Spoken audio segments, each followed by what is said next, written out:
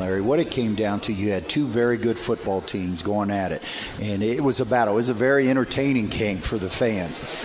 What it was going to come down to, and I said this against Duquesne, the team that makes the least mistakes, whether you're counting as far as turnovers, blown assignments, penalties, whoever could limit those mistakes was going to come out the winner, and that's what happened. San Diego made plays when they needed to. We didn't make all the plays when we needed to, and that's what gave them the edge. So I'm from East Lansing, Michigan. I went to East Lansing High School. Had a good time there. Had a good senior year. And then Coach Bailey, actually, I talked about this with Coach Doherty. Coach Bailey recruited me because Coach Bailey actually went to Ball State and kind of knew Coach Doherty through that. So he came to my school. I talked to him, sent my tape in, and I was looking at some PFL schools and just came to Dayton and loved it. Came down your visit. What was it that made an impression upon you that made you to ultimately make this decision?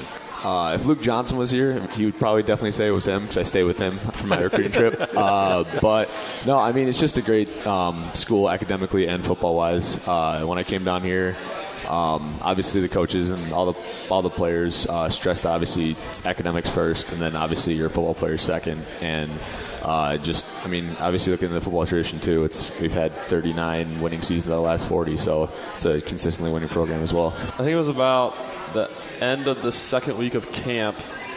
Coach Evans and I talked about it, and then and I brought the idea up to Coach Chamberlin too, and they kind of wanted me to wait a little bit longer, but I don't know. I also kind of pushed it a little bit too to switch, and I'm here now, so. Now that I would think that's unusual, Rick. I would think that a lot of times the guys that have made that switch, that you have to convince that guy he's no longer going to be a quarterback, as opposed to him saying, I don't want to be a quarterback anymore. Right, and Adam did. He came and said, Coach, I think my better position will be tight end. And we always thought that was a possibility for Adam when we recruited him. But we always want to make sure when we bring in a group of guys at a position like Adam was with a group of quarterbacks, we want to make sure, okay, who's the best out of that group? Now, if he isn't the best, what other position can he play? So we took a couple more days to evaluate, and then we moved him to tight end, which is the best move, and Adams proved that. I think what has happened to us these last couple games, and we saw a little bit of it in the first two games that we won, we're inconsistent right now. We'll play well, a series here, a few plays here, and then all at once we'll do something wrong, whether it's a blown assignment, a missed tackle, a drop ball, whatever. And all at once we have a few plays like that, and those add up over the course of 4 quarters there.